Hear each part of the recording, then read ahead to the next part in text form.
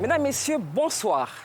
En 2016, selon le dernier rapport interministériel du Comité de lutte contre les abus et le trafic illicite de drogue, 12% de la population ivoirienne, comprise entre 15 et 64 ans, consomme diverses drogues et la situation ne s'est pas améliorée.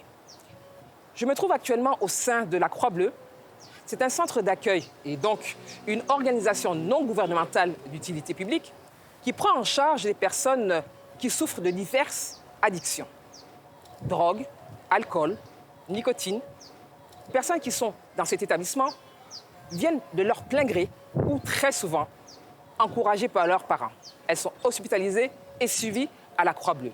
Mais entre les crises dues au manque de drogue, le découragement des familles et l'espoir du corps médical, mesdames, messieurs, le quotidien n'est pas toujours facile. Ce soir, mesdames, messieurs, nous avons voulu vous proposer une immersion inédite au sein de cet établissement. Nous avons suivi des jeunes qui ont entre 16 et 25 ans. Nous avons voulu comprendre comment peuvent-ils sortir de ces dépendances, quelles sont leurs souffrances et surtout, comment leurs familles vivent cela au quotidien. Mesdames, Messieurs, ce reportage inédit réalisé par les équipes de Soprod.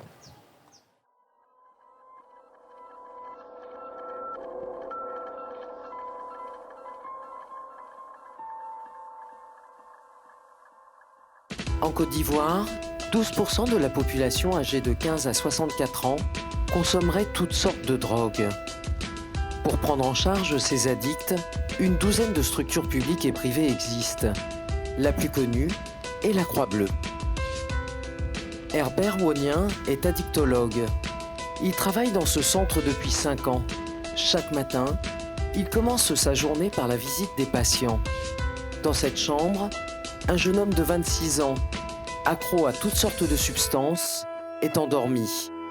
À ses côtés, sa mère. Depuis que vous êtes rentré, comment ça va? Bon, je crois que ça va. Il dort bien? Oui. Il s'alimente correctement? C'est bon, il n'y a pas de problème particulier. Il a mangé à midi, non? Pas encore? Pas encore. Là, il dort comment? Depuis combien de temps? Depuis ce matin, là? Depuis 10 heures. Depuis 10 heures. Docteur, le produit que vous voulez administrer de nature à les endormir ou à les rendre inoffensifs? C'est de nature à les faire dormir beaucoup. Parce que quand on prend des substances, l'inconvénient qu'on a, c'est que les substances agissent sur le cerveau pour détruire les neurones, donc entraîner l'insomnie. Et qui dit insomnie dit agitation. Agitation qui peut être physique, verbale et autres. Donc, dans le syndrome de manque, il y a l'insomnie. Et l'insomnie qui appelle les autres signes.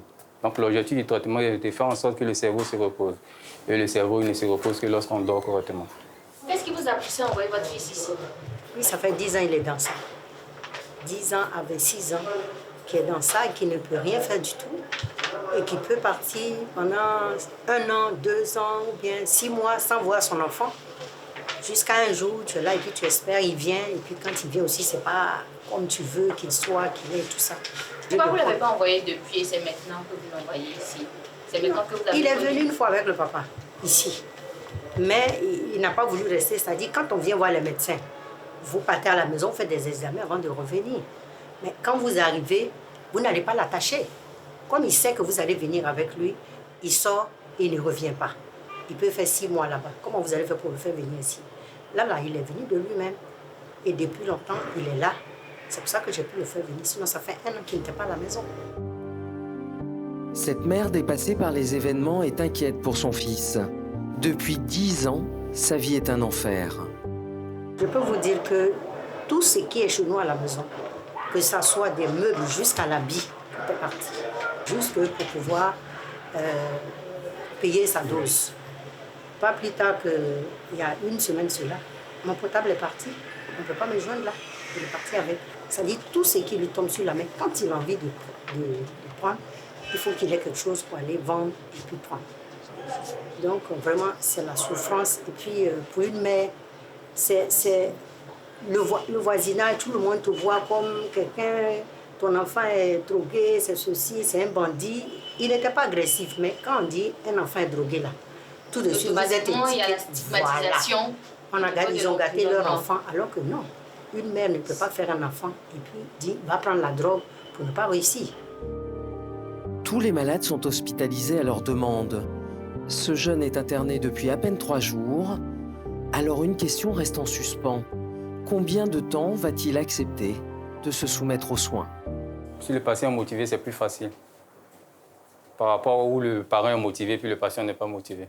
C'est ce qu'il y avait durant 10 ans. Mais là, apparemment, il a compris. OK, donc là, il dort. C'est tant mieux pour lui. Il va dormir comme ça et puis bon, on verra. Au fur et à mesure qu'on évolue dans les temps, on va réduire les doses pour qu'il puisse se retrouver. Des parents dans la détresse, des patients assommés par les médicaments. L'addiction est une dépendance très forte à une substance qui peut nuire à l'organisme et entraîner des comportements violents, des maladies psychiatriques, voire la mort. Alors, combien de patients est-ce que vous avez actuellement en hospitalisation? Actuellement, il faut dire que toutes nos chambres d'hospitalisation sont occupées. Nous avons une quinzaine de chambres, donc on peut dire qu'on a une quinzaine de patients actuellement. Pour atteindre ces objectifs, la Croix-Bleue se doit de désintoxiquer les patients victimes de consommation abusive, de rééduquer les patients désintoxiqués, d'aider les ex-pensionnaires à se réinsérer sur le plan familial, professionnel et social. Et enfin, elle se doit d'éduquer et sensibiliser la population. C'est vous qui avez dormi la nuit avec lui jusqu'au aujourd'hui? Dans la nuit, il n'y a pas eu de soucis? Il y a eu un petit souci parce qu'il s'est dit que sa mère faisait un peu mal. Oui. Parce qu'on n'a pas trouvé ces gens-là. Donc ce matin, on a fait un effort. On a cherché ça. C'est passé ce soir. Non, ils vont utiliser ça ce soir. En fait, ce qu'il a ressenti, c'est les effets secondaires. Ne vous inquiétez pas, ça va passer. Donc le soir, on va utiliser ça et puis bon voilà. Donc c'est juste ça. Il n'y a pas de souci, non, mais c'est bon. C'est juste ça, il n'y a pas eu de problème dans la nuit. Ça va un peu. Ok. Tu as bien dormi la nuit d'hier aujourd'hui? Non, hier vers 23h, les nerfs ont tiré. Tu as commencé à les nerfs quoi? Les nerfs des pieds. C'est dû à l'injection, mais ça va passer. Ta maman devait avoir un produit, il n'y avait pas un produit qu'elle devait avoir aujourd'hui là. Je pense qu'il a pu acheter un peu. Attends, voir. C'est diazépam là. Ah, ils ont eu, ok. Et hier, il n'y avait pas, donc aujourd'hui, vous faites son diazépam. Docteur, les produits que vous utilisez pour le traitement ont souvent des effets secondaires comme ça? Oui. On utilise les léronleptiques, les benzodiazépines, les antidépresseurs, ils ont tous des effets secondaires. Et c'est les effets secondaires qu'on surveille surtout lorsqu'on fait les visites. Voilà. C'est pas dangereux pour ces malades-là à la longue?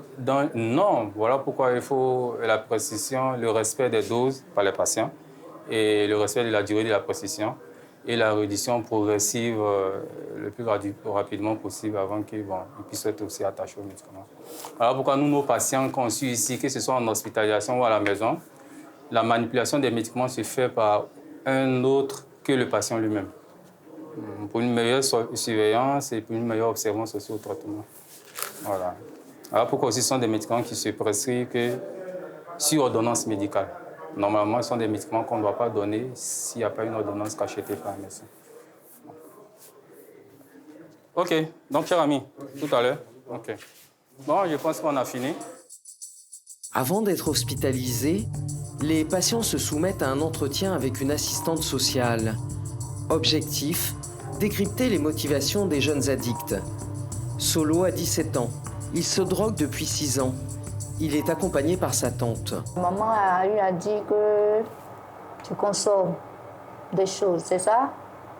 J'ai arrêté ça. Tu as arrêté? Sûr? Oui, c'est vrai. D'accord, c'était quoi? Les cigarettes. Cigarettes. Et puis quoi d'autre? La boisson. La boisson. D'accord. Et puis quoi d'autre? C'est fini. Tu sais, c'est pas le tribunal ici, c'est pas le commissariat. OK? Ici, nous sommes là pour te venir en aide. C'est pas pour te juger, c'est pas pour te mettre en prison. Tu dis la vérité. Tu as compris? La cannabis. Ah, d'accord. C'est ce que tu voulais pas dire. Hein? Pourquoi tu n'as pas voulu dire? C'est parce que c'est interdit, n'est-ce pas? C'est interdit par la loi de la Côte d'Ivoire. Gagner la confiance du patient, lui faire avouer son addiction et lui faire réaliser que ce qu'il fait est dangereux. Un entretien tout en douceur pour l'amener à se faire soigner. Mais pourquoi ce sont les feuilles que tu prends? Parce que c'est bon. C'est bon. Ça fait sciencer. Ça fait sciencer. Comment? Tu réfléchis bien, tu es content. Moi, je viens dessus, tu es content. Qu'est-ce qui s'est passé quand tu as eu 11 ans pour que tu prennes le cannabis? Non, on faisait parler de nous, parler de ma chair. Et ça, on faisait un peu. Il y a un autre défensif, quoi. Les gens qui sont devant nous. C'est eux qui prenaient ça. Et ceux nous est forcé à prendre ça. Pour pouvoir se battre, quoi. Non. Pourquoi? Pour rien. On dit que ça fait sciencer. Ça fait sciencer. C'est pour ça que nous avons blagué. Mais quand toi-même tu as pris, qu'est-ce que tu as aimé? De la manière son poulet est lui-même, quoi. De la manière lui-même, il est là. Et de la manière, on le met là, des papiers là, pour faire là. C'est le genou, tout ça là, moi aimé.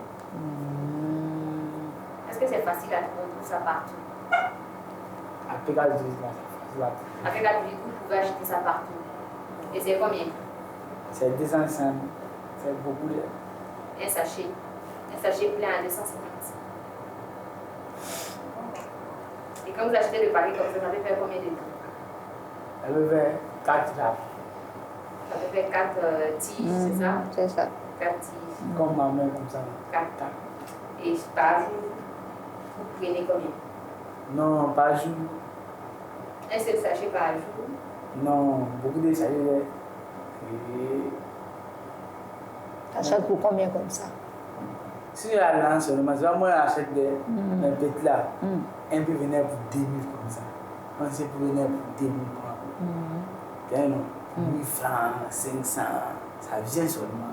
Tant que moi c'est assis, ça vient. Donc on va t'aider. Il ne faut pas avoir peur du Jones. Hein? Et puis Jones, ce sont les premiers jours. Jones, c'est rien. Tu peux dire que tu arrêtes, c'est tout. L'objectif semble atteint. Solo accepte de rencontrer un infirmier pour procéder à son hospitalisation. Un deuxième entretien, plus direct, pour clarifier la situation. Tu as touché au cannabis, c'est ça? Tu as arrêté ou bien tu continues? Arrêté. Tu as arrêté. Tu as arrêté, ça fait combien de temps? Combien de mois, combien d'années? C'est avant-hier arrêté. Avant-hier? Ça veut dire que tu n'as pas encore arrêté? Non, il a arrêté. Il n'a plus touché encore. Tu n'as plus touché. Comment tu as fait pour ne plus prendre le produit, drogue là? Comment tu as fait pour ne plus toucher? Il a arrêté ça. Tu as arrêté ça comment? Si ton ami te voit et puis te donne, tu ne vas pas prendre? Non. Tu vas lui dire quoi? Il a dit, moi, il ne prend plus ça. Il a dit, mais on est ensemble. Moi, je te dis de prendre le produit. Tu ne vas pas payer. Il faut prendre. Non, il va prendre. Il dit, ce n'est pas payant. Ou bien tu n'es plus mon ami. Il va pas prendre. Tu vas pas prendre. Il y a amitié. Un jour. Et pour me garder là, ça fait 2. Est-ce que si on te gardait ici, ça allait être bien si tu dormais à l'hôpital ici? Ça allait bien. Pourquoi? Parce que vous voulez mon bien. D'accord. Si on te demandait pourquoi tu veux arrêter la drogue? C'est parce que c'est pas bon, ça détruit l'homme. Bon, voilà, nous sommes à la fin de notre petite consultation. Vous allez prendre tout à l'heure des renseignements auprès de notre CPT. Et on vous dit le prix des examens. Le lundi, vous faites les examens. Le mardi, on aura les résultats. Et puis, s'il y a lieu de compléter le traitement, on va compléter. Avant l'hospitalisation, Solo doit passer des examens d'urine et sanguin. Objectif, vérifier les dires du patient sur le type de substance qu'il consomme. Solo doit revenir dans 3 jours. Reste à savoir s'il respectera le rendez-vous. 7 infirmiers travaillent chaque jour dans cet établissement. Où sont les infirmiers? Ils sont là? Ah, pardonnez. Eugène rend visite à un patient hospitalisé la veille. On a pris ton sang ce matin? C'est où? Quand on fait? Ah, ici? On va tout ici. Dès qu'on a les résultats, on va encore ajouter d'autres produits sur son traitement. De quoi il souffre, le monsieur? C'est vraiment un cas d'addiction aux substances psychoactives.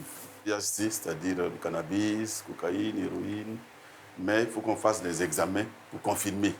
Donc, à tout à l'heure.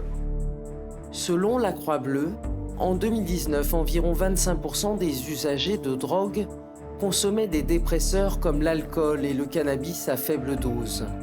13% consommaient des stimulants dont les plus connus sont les amphétamines, la cocaïne et la nicotine. 46% prennent des hallucinogènes comme le cannabis à forte dose. Et 16% étaient dépendants des drogues dures comme le crack ou l'héroïne. Donc, on va faire ta piqûre. C'est une petite piqûre. C'est pas aussi... C'est pas chose. Ça va pas te faire mal. Parce que la dernière fois, là, c'était pas facile, hein? C'était pas facile. Oui. Quand je me touchais, il y avait l'impression qu'elle était étouffée, il me sentait étouffé. Et je dis, attends, je me pose la question, c'est pour me tuer si vous voulez. Non, on va pas te tuer. La preuve est que tu vis encore. C'était pas pour te tuer. Eugène est avec un patient hospitalisé depuis 2 semaines. Il a 25 ans et prend de la drogue depuis l'âge de 20 ans. Sa forte consommation l'a considérablement fragilisé psychologiquement. Souvent incohérent, il est persuadé qu'il est en mission dans cet établissement et que c'est lui qui soigne les toxicomanes de la Croix-Bleue. J'avais une mission à mener ici.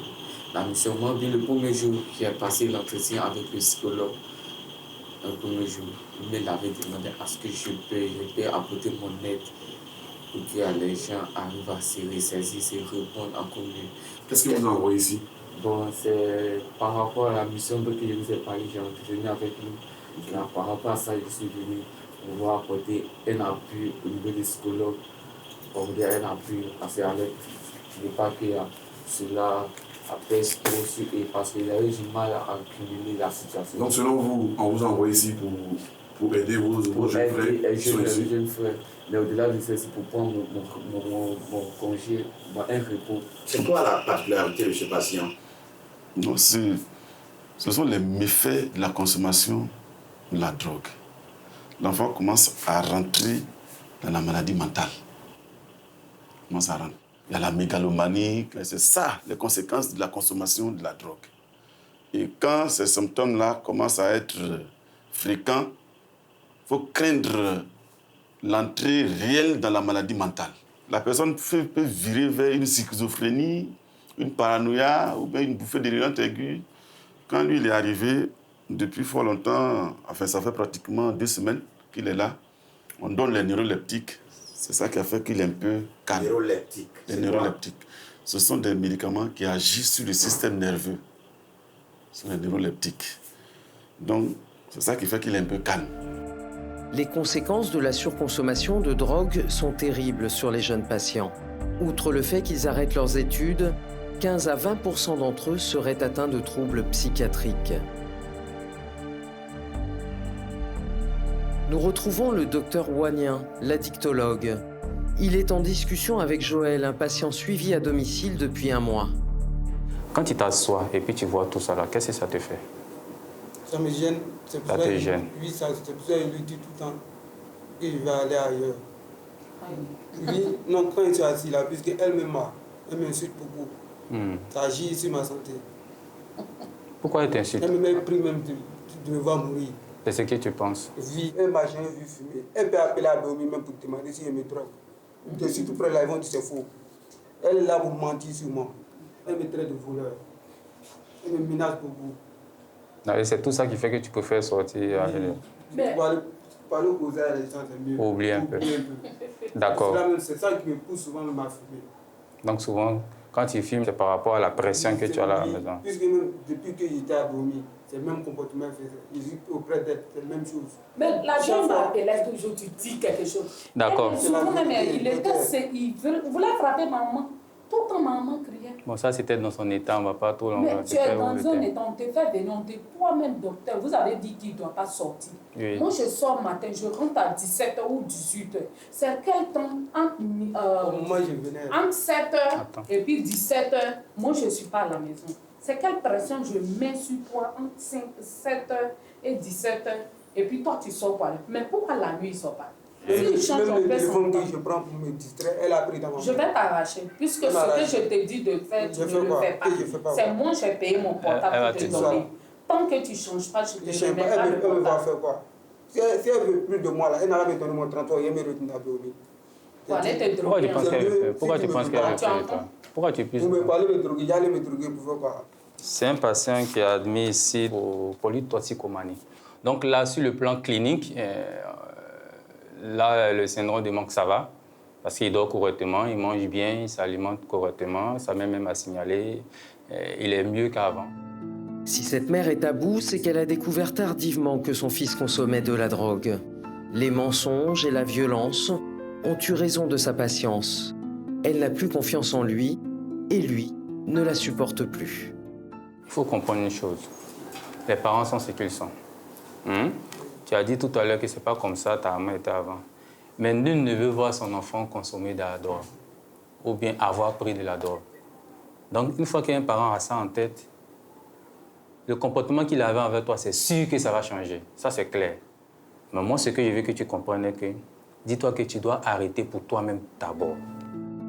Le traitement de Joël coûte 16 000 francs CFA par mois. Une somme importante pour cette mère célibataire. Son propre père l'a abandonné. Juste aujourd'hui, il est quitté à Biomi. Il n'y a pas quelqu'un qui m'a appelé. Tu dépenses combien? Personne. Depuis qu'il est quitté là-bas? Depuis qu'il est quitté là, personne. Juste aujourd'hui. Et vous faites quoi dans la vie? Je suis secrétaire. D'accord. Et c'est assez lourd pour vous de pouvoir régler ce traitement-là régulièrement? Vraiment, parce qu'il a son frère qui va à l'école, qui est étudiant. Alors, je paye ses cours. Face au médecin, il n'est pas rare que la parole se libère, une sorte d'exutoire qui soulage tout le monde et qui permet aux patients et à leurs familles de repartir du bon pied. Une accalmie qui, malheureusement, est souvent de courte durée. Beaucoup de pression, docteur. Beaucoup. On a l'habitude, on comprend les parents. C'est vrai qu'il y a la pression vraiment de la mère, mais on la comprend. Elle se sent seule auprès de son fils, voilà. Donc, elle a l'impression que ce qu'elle fait n'aboutit pas. Elle a l'impression que lui aussi, il ne met pas du cœur. Donc, c'est tout ça ensemble qui l'emmène à avoir ce type de comportement. Nombreux sont les toxicomanes qui viennent consulter une première fois et disparaissent totalement. C'est le cas de Solo, le jeune de 17 ans.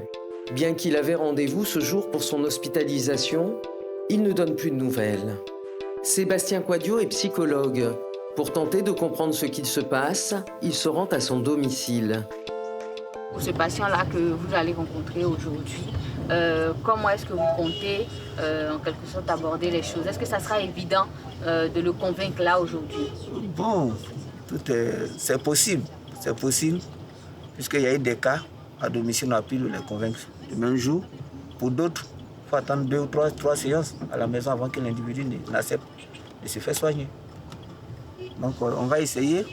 Notre souhait, c'est qu'il revienne, mais si il refuse de revenir, pour nous, ce sont des étapes, c'est un processus, donc il faut aller jusqu'à le convaincre. Direction à Bobo.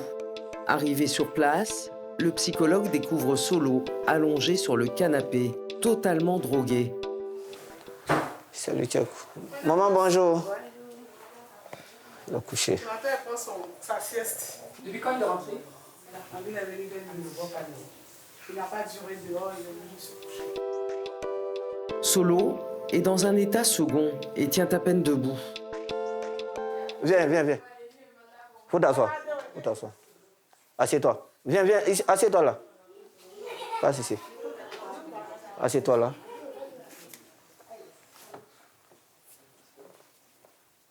Elle est sonnée. Solo, ça va? Tu me vois bien? Hein? Un peu seulement. Tu me vois? Ok, faut t'asseoir, sinon on aura du mal à causer. Faut t'asseoir. Assieds-toi.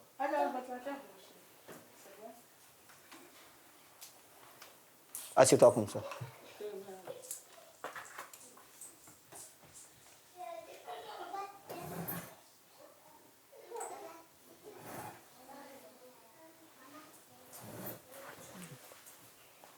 Solo, Tu m'entends?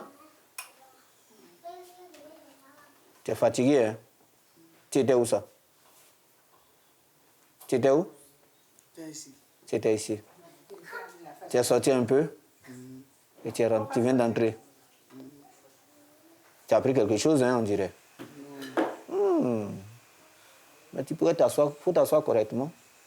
Depuis longtemps, on ne t'a pas vu, il fallait qu'on vienne te voir. Tu as compris? Hein? Voilà, assieds-toi. On dit quoi? Tu devais venir chez nous, là. On ne t'a pas vu, hein? Qu'est-ce qui s'est passé? Tu as pris quelque chose? Ok, donnez-lui de l'eau à boire. Le psychologue tente d'établir un contact avec Solo, mais c'est peine perdue. Aucun son ne sort de sa bouche. Bon, il sera obligé de revenir. Ou, si les parents acceptent, souvent on les envoie des fosses. Lui n'est pas violent, donc ça ne pose pas de problème. Il n'est pas violent. Il va dormir jusqu'à ce qu'on arrive là-bas. Il voyage demain. Ah, mais là... Pourquoi le faire voyager? On dit pour qu'il quitte le milieu. Non, mais... Peut-être que ça va donner quelque chose. Mais vu qu'il n'est pas stabilisé, est-ce que ce n'est pas encore plus dangereux pour lui? Ça sera dangereux pour lui, hein. Bien que Solo soit dans un état catastrophique, la famille semble ne pas pouvoir se permettre financièrement de faire hospitaliser Solo. Elle préfère donc l'envoyer au village. Si les parents décident qu'on le renvoie à la Croix-Bleue, nous on l'amène. Puisqu'on ne peut pas prendre l'enfant de force pour envoyer à la Croix-Bleue sans l'accord des parents. Est-ce que, madame, vous avez les moyens là de le faire interner? Vraiment, ce serait difficile. Ce serait difficile d'avoir tout ce qu'on nous demande déjà. Déjà pour les examens. Combien vous ont demandé pour les 55 000. 51 000. 51 000, voilà. Et la consultation, c'est pas 7 000 ou 8 000. 7 000. Donc ça faisait déjà une affaire de 60 000 presque. Qu'on est en train de chercher à recueillir. Et puis voilà. Et quand il a fui, on dit bon, pourquoi se fatiguer pour quelqu'un qui n'a pas de volonté?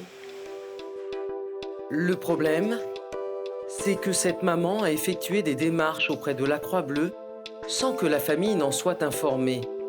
Et surtout sans que son frère, chef de famille, ne donne son accord. Sébastien est en ligne avec lui pour tenter de le raisonner. J'étais venu en consultation chez nous et en principe on devait le voir aujourd'hui. Depuis le matin on l'attendait donc on a appelé. Oh, ok. C'est pas grave, ça va aller. Je pense que c'est...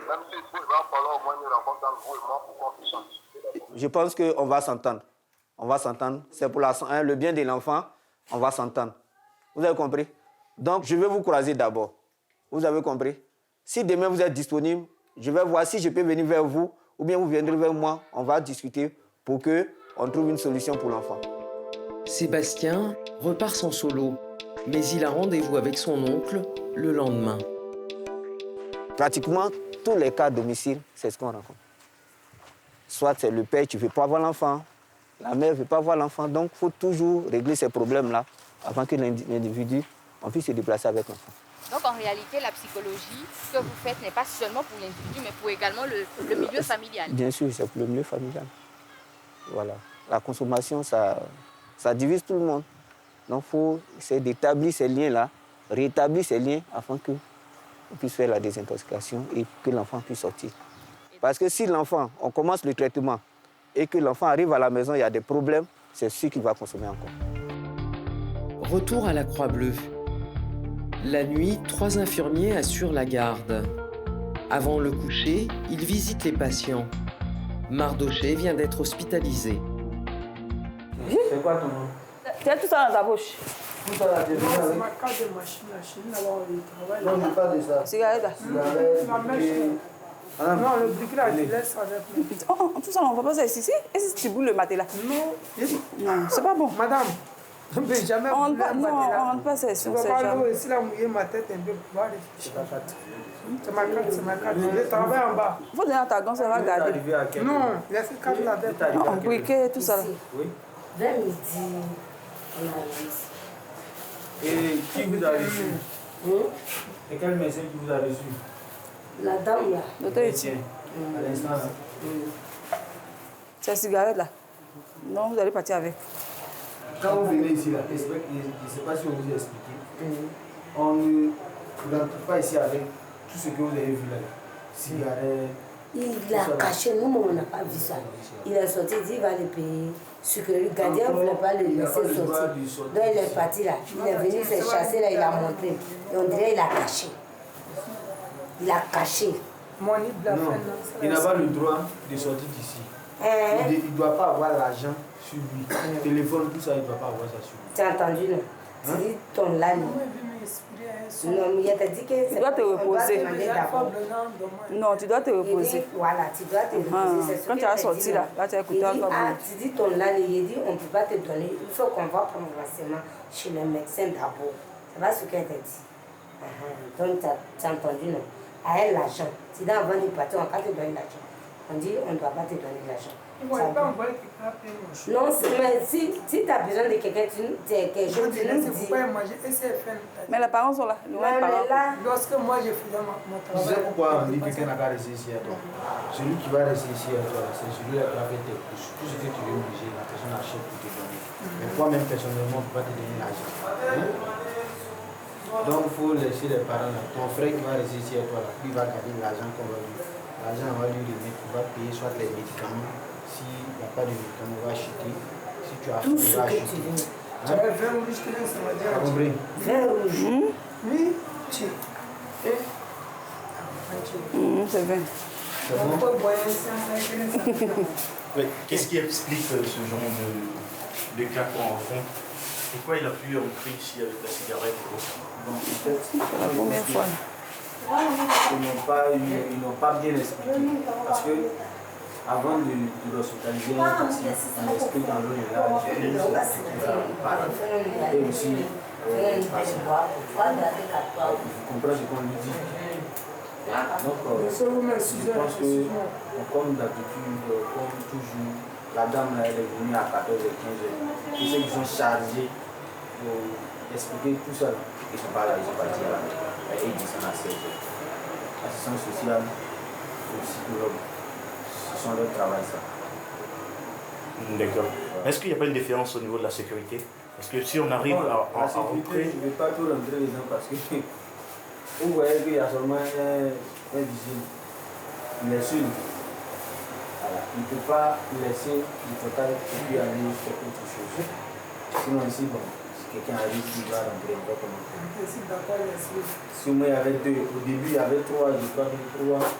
Mais il y a eu tellement de choses, donc du virer deux, et puis on a laissé celui-là. Bon, ils se changent au fur et à mesure, quand ils sont, je crois, trois, mais ils viennent chaque jour, chacun jour. Aujourd'hui, celui-là, demain, il y a rien d'autre à dire. Donc, concernant la sécurité, là, nous n'avons pas dit ça, je pense que Les toxicomanes sont des patients à surveiller 24 heures sur 24. Ils sont prêts à tout pour consommer de la drogue. Mais par manque de moyens, et donc de personnel, difficile de contrôler tous les patients.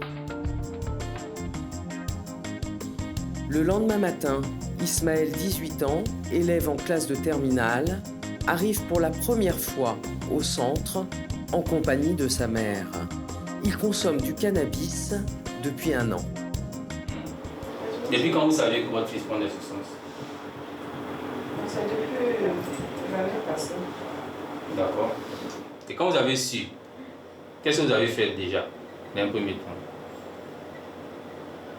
Non, c'est juste pour parler. Faut pas faire ça, faut laisser tout ça. En tout cas, que c'est pas bon, ça détruit. Le niveau que tu as, ça peut te rendre fou. Et il a dit quoi? J'ai compris, je vais plus faire. Il n'a plus jamais touché. Vous l'avez vu fonctionner? C'est que depuis l'année passée, juste aujourd'hui, on n'a jamais surpris, on n'a jamais senti l'odeur sur lui, en tout cas. Mais c'est autour dans le quartier, les gens en parlent, d'autres viennent dire, ah, votre fils il a des mauvaises fréquentations dans le coin, on le voit. Et c'est comme ça que nous, on a suivi, mais quand on est venu, nous a dit effectivement. Ta dernière consommation date de quand avant d'arriver ici aujourd'hui? Jeudi. Pourquoi c'est maintenant que tu vas arrêter? Quand tu as commencé dans le temps, tu n'as pas consommé. Je prends conscience maintenant que c'est un nuisible d'abord pour ma santé. Les parents ici, ça va. Bon. Mes parents ici qui me disent que non, ce n'est pas une bonne chose. Il a arrêté de faire ça. Ma mère aussi ici présente. Donc c'est après ça j'ai décidé d'arrêter. Quelle stratégie tu vas adopter pour arrêter? Quelle sera ta technique? Oublie ce qu'on va faire, ce que les parents vont faire, ce que les psychologues, les assistants sociaux. Toi-même d'abord. Qu'est-ce que tu veux faire pour arrêter? Je vais d'abord me ranger. Oublier les mauvaises habitudes, les mauvaises fréquentations, les sorties trop non. D'accord. Tout stopper. Donc, la mauvaise fréquentation. Revoir tes mauvaises habitudes, les sorties et puis tout ça. Maintenant, parlons de mauvaises fréquentations. Tu penses que tu pourras éviter ces mauvaises fréquentations? Les amis qui fument, quand tu parles de mauvaises fréquentations, tu parles déjà des amis qui fument. Tu penses que tu pourras vraiment les éviter? Je ne peux pas vraiment les éviter, mais si je vois, c'est les salutations plus là. Je vais faire ce que j'ai à faire et je ne veux pas faire ce que j'ai à faire. Tu peux faire ça? Ouais. Tant mieux. Parce qu'on ne peut pas dire qu'on arrête de fumer la drogue et puis on marche avec Kofi ou bien Georges qui fume. C'est pas logique. Ou on arrête de fumer la drogue et puis on fréquente les endroits où on en consomme. C'est pas logique. Donc, quand tu arrêtes de consommer la drogue, quand tu veux arrêter, tout ce qui est en rapport avec la drogue, tu dois t'en séparer. Que ce soit les amis, les endroits, les objets, tout ça. Combien de temps peut durer le traitement? La durée en fonction de l'évolution clinique du patient. S'il évolue bien, c'est une histoire de 3-4 mois. Évoluer bien, ça veut dire, est-ce que par moment il fume, est-ce que les contrôles inopinés du test urinaire montrent des substances? Déterminé et motivé, Ismaël et sa mère se rendent au guichet pour s'acquitter des frais d'examen.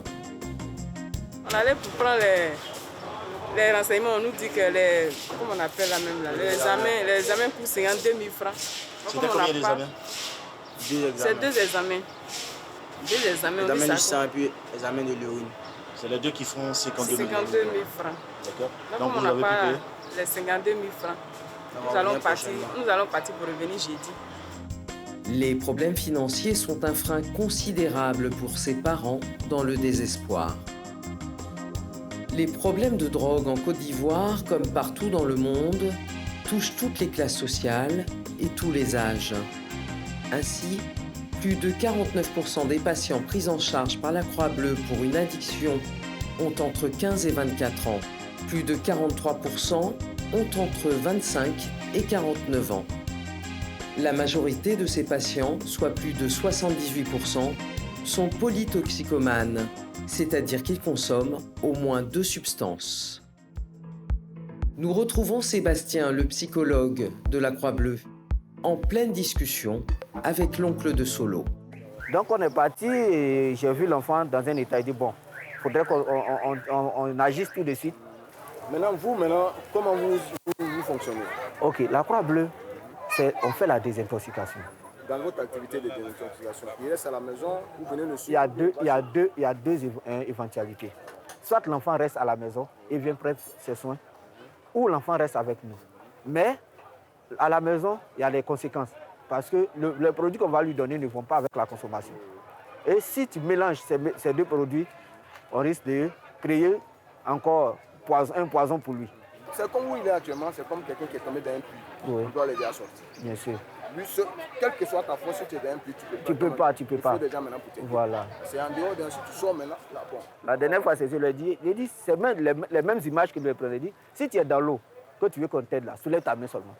Nous, on a besoin d'un petit effort. Si tu soulèves ta main, nous, on va saisir cette main-là et tu fais sortir de là. Donc, je souhaiterais qu'on procède comme ça. Une fois que vous êtes entendu, vous avez mon numéro, appelez-moi, on va venir. Même si c'est pour m'asseoir avec vous, nous tous, on va organiser. Puis on va appeler l'assistance sociale. Et ensemble, on va trouver une solution. Il n'y a pas de souci, c'est comme voilà. Non, moi, je suis partant. Voilà. Après plus d'une demi-heure de discussion, l'oncle semblait convaincu de l'urgence de conduire Solo à la Croix-Bleue. Mais malheureusement, il n'est jamais revenu au centre. Sortir les toxicomanes de leur dépendance est un véritable parcours du combattant qui demande des moyens financiers considérables et une volonté de faire. Mesdames, Messieurs, ce soir, je me trouve au sein de la Croix-Bleue, ce centre d'accueil, et à mes côtés, le directeur et médecin-chef de la Croix-Bleue, le docteur Djebidje. Bonsoir, docteur. Bonsoir, Elia. Et merci de nous recevoir dans votre établissement. Merci à vous également. Nous avons suivi pendant ce reportage solo, grâce à vos services et avec un de vos psychologues, nous l'avons retrouvé chez lui. Il devait revenir dans votre centre. Qu'est-ce qui s'est passé? Que Soro nous a été adressé par sa famille. Et au départ, il était réticent pour les soins. Mais après, il est venu pour faire ses 2 examens. Il est venu pour un entretien et nous l'avons suivi en partie. Aujourd'hui, Soro est reparti à la maison. Il devait revenir pour qu'on puisse planifier sa prise en charge. Et je crois qu'aujourd'hui, c'est plutôt un problème de financement qui retient Soro à la maison. Mais à ce niveau, que faut-il faire? C'est bon peut-être de rappeler que nous allons jusqu'à une réduction, une remise de l'ordre de 25 à 30% pour des cas indigents, mais les soins ne peuvent pas être totalement gratuits. Dans son cas précis, qu'est-ce qu'il faut exactement pour que Solo revienne à la Croix-Bleue? Alors, pour ce cas précis, nous envisageons de déléguer une équipe auprès de la famille pour que ce cas-là soit vraiment pris en charge. Docteur, dites-nous, quelles sont les drogues les plus consommées en Côte d'Ivoire par les jeunes? Malheureusement, tous les types de drogues sont consommés ici en Côte d'Ivoire, oui. À commencer par les drogues licites comme le tabac et l'alcool, pour faire un pas vers les drogues illicites, le cannabis, la cocaïne, l'héroïne, les amphétamines, et presque toutes les drogues sont consommées en Côte d'Ivoire, malheureusement. Alors, le phénomène de la drogue est un problème en réalité de santé publique en Côte d'Ivoire. Quels sont les dangers et les conséquences, surtout pour ces jeunes? Il faut voir ça sous 2 angles. Déjà au niveau étatique, mais aussi au niveau individuel. C'est vrai que c'est celui-là, le niveau individuel, qui nous préoccupe le plus souvent, parce qu'on vit avec les individus. Oui. Mais la question des drogues touche aussi les États. Le commerce illicite des drogues entraîne une perturbation énorme de l'économie. La vente illégale, le commerce illégal des drogues entraîne des violences, oui. entraîne des guerres fratricides, entraîne la déstabilisation des États. Et pour descendre au niveau de l'individu, quand on est aux drogues, on est déjà confronté à la dépendance, qui passe peut-être inaperçue, mais qui est un autre maître dans notre vie. La dépendance qui fait battre en brèche les préoccupations les plus essentielles de notre vie. L'usager est quelque peu antisocial.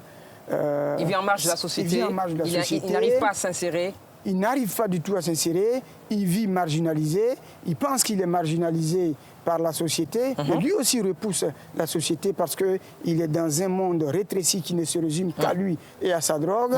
Il est pauvre parce que les drogues coûtent extrêmement cher.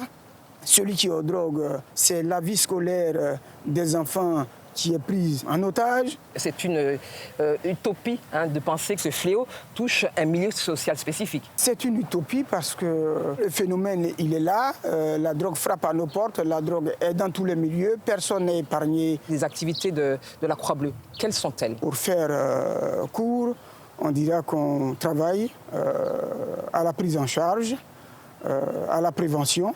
Nous travaillons sur le VIH parce que désormais il y a un lien qui est établi entre la consommation de drogue et la pandémie, le VIH-Sida.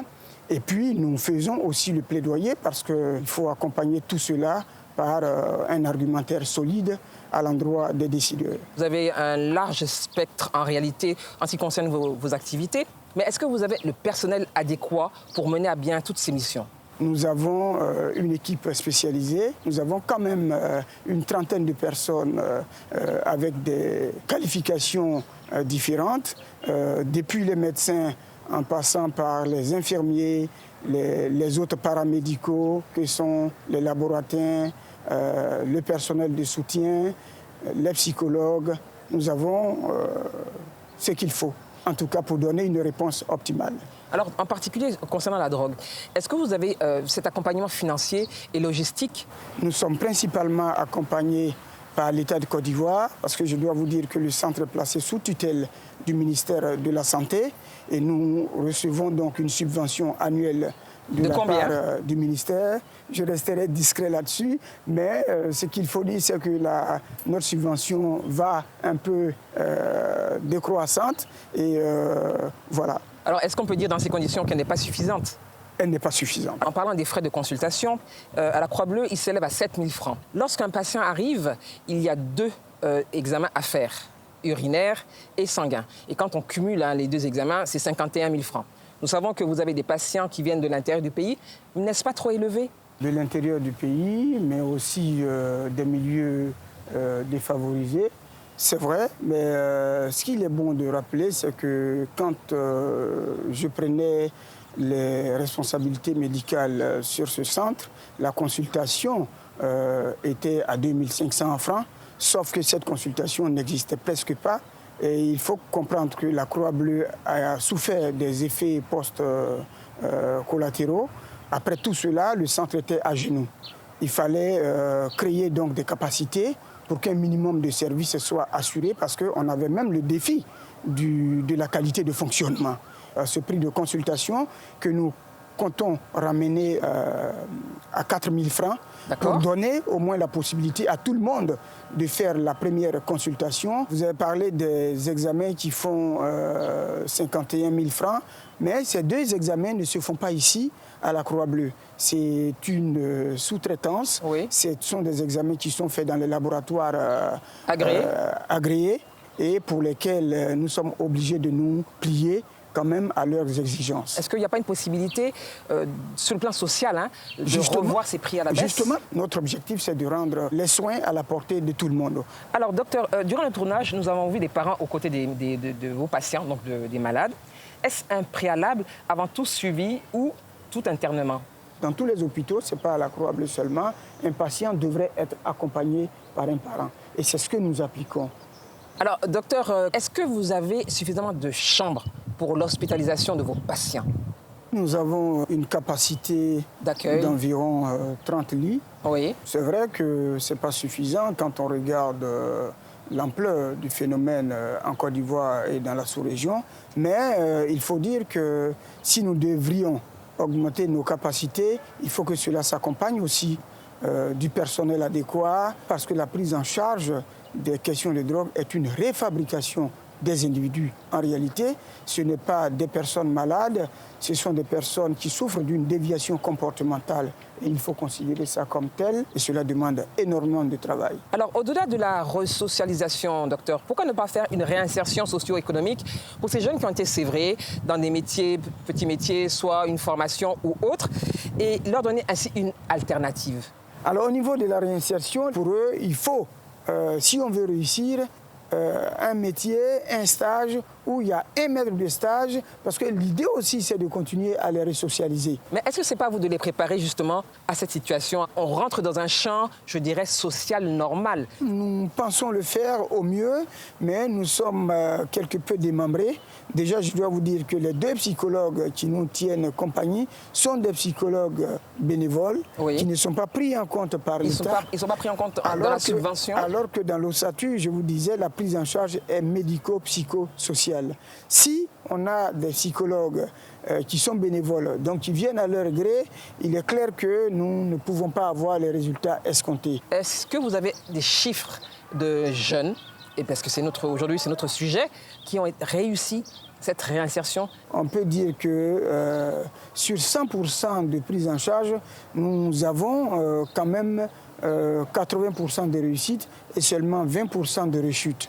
On peut s'en féliciter. Aujourd'hui, il faut que la chose soit récupérée par les pouvoirs publics et par les décideurs, qu'on mette à la disposition de la Croix-Bleue tout ce qu'il faut. Nous avons encore besoin d'un accompagnement au niveau financier, au niveau humain et au niveau matériel. Vous constatez que nous n'avons même pas une ambulance. Alors docteur, on a compris un manque de moyens. Revenir encore à la drogue dans les écoles, comment endiguer ce mal? Comment faire? J'agrée donc ce que vous dites. Nous sommes dans le quotidien de la prise en charge et des révélations à la limite grave, nous parviennent. La drogue est dans nos établissements. Ce sont pour certains établissements des éducateurs d'internat eux-mêmes qui vendent la drogue aux enfants. Vous avez les preuves de ce que vous avancez? Bien sûr, ce sont des retours de parents et d'élèves eux-mêmes quand ils sont interrogés. Nous avons des vigiles de quartier qui ont leur antichambre, donc qui ont la drogue. Que faire? Il faut commencer déjà par une prévention, une politique de prévention. Quels sont vos rapports avec, par exemple, le ministère de l'Éducation nationale, puisqu'on parle d'école, et aussi le ministère de la Sécurité? À la Croix-Bleue, nous sommes dans la lutte contre la demande. C'est-à-dire que le travail que nous faisons sur nos pensionnaires font qu'ils demandent de moins en moins la drogue. Mais la question de la réduction de l'offre est du ressort du ministère de l'Intérieur. Vous avez entre autres appris qu'il y a des descentes policières. Dans les fumoirs. Même si aujourd'hui, la tendance, c'est l'approche basée sur la santé qui prend le dessus. Mais nous sommes en contact avec le ministre de l'Intérieur par le biais du CILAD, qui est le comité interministériel de lutte antidrogue, avec lequel comité nous sommes vraiment au serré. Nous travaillons ensemble. Nous sommes en contact avec le ministère de l'Éducation parce que des cas d'addiction se sont révélés dans les milieux d'enseignants et au niveau des élèves eux-mêmes, quand on sait le rôle, le modèle, le rôle exemplaire que l'enseignant doit jouer. Et donc, nous avons une filière de prise en charge de tout ce qui est piloté par la DEMOS, qui est une structure donc, du ministère de l'Éducation nationale. Nous recevons les usagers de drogue qui sont dans le corps de l'éducation. Alors, docteur, on ne peut pas faire l'impasse sur la crise sanitaire que nous traversons. Tout à l'heure, vous avez parlé de promiscuité entre ces jeunes qui s'adonnent donc à la drogue. Mais comment vous faites aujourd'hui pour travailler, sachant que c'est quand même un centre d'accueil, vous êtes proche de vos patients, alors qu'il faut respecter ces gestes barrières? La Croix-Bleue a décidé de respecter à la lettre toutes les mesures barrières de protection. Le problème avec nos usagers se pose au niveau de leur site de vie. Encore une fois, je rappelle qu'il y a une promiscuité, mais avant ça, l'usage de drogue entraîne une baisse de l'immunité. Ce sont des gens qui sont fragilisés parce que ce sont des gens qui négocient avec leur état nutritionnel qui n'est plus une priorité. Donc c'est une population en général fragile sur le plan immunitaire et on doit craindre pour le Covid. Nous avons réduit donc nos consultations et nos hospitalisations à des cas vraiment cruciaux. Mais ce qui est intéressant de remarquer, c'est que le masque ne marche pas dans notre milieu sur les fumoirs et sur les sites de retrouvailles. Le port du masque est obligatoire. Oui, mais parce que toutes les drogues en Côte d'Ivoire, pour le moment, en dehors de quelques cas qui ont été ramenés d'usage par injection, la plus grande partie du comportement d'usage, toutes les drogues sont fumées. Même les drogues qui, dans d'autres pays, sont injectées, on s'arrange en Côte d'Ivoire pour les rendre fumées. Par exemple, on ne peut pas fumer laquelle? avec les bavettes. L'héroïne, qui est normalement une drogue d'injection, dans son histoire, est fumée en Côte d'Ivoire, transformée par une poudre avec laquelle on asperge le cannabis traditionnel. Docteur, nous sommes donc au thème de cet entretien. Quel appel voulez-vous lancer aux élèves, donc à la jeunesse, aux parents et au gouvernement? Il est bon de leur dire qu'il y a un espoir, ce n'est pas une condamnation. Le chemin retour est possible avec une aide bien agencée. À nos autorités, je voudrais donc lancer un appel pour dire qu'il faut que la drogue sorte d'un tabou et que l'usage de la drogue soit considéré comme une pandémie, parce qu'elle est prévue par la littérature pour être la maladie du 3e millénaire. Il faut faire quelque chose pour eux. Merci, docteur Bis Samdi. Merci beaucoup. Mesdames, Messieurs, ainsi s'achève ce numéro de 52 minutes pour comprendre qui était consacré à la Croix-Bleue. Pour revoir ce numéro de 52 minutes, rendez-vous sur la chaîne YouTube ou le site internet de RTI 1, à savoir www.rti.ci, et bien sûr la page Facebook de 52 minutes pour comprendre. Mais un rappel, n'oubliez pas de respecter les gestes barrières, lavez-vous régulièrement les mains avec de l'eau et du savon, respectez la distance physique d'1 mètre, c'est le minimum. Si vous voulez tousser ou éternuer, faites-le dans le pli de votre coude. Et puis, bien sûr, portez votre masque pour vous protéger et pour protéger les autres. D'ailleurs, le port du masque est obligatoire. Nous nous retrouvons prochainement pour un autre numéro de 52 minutes pour comprendre. En attendant, restez connectés sur RTI 1 pour la suite de ces programmes. À très bientôt. Bonsoir à toutes. Bonsoir à tous.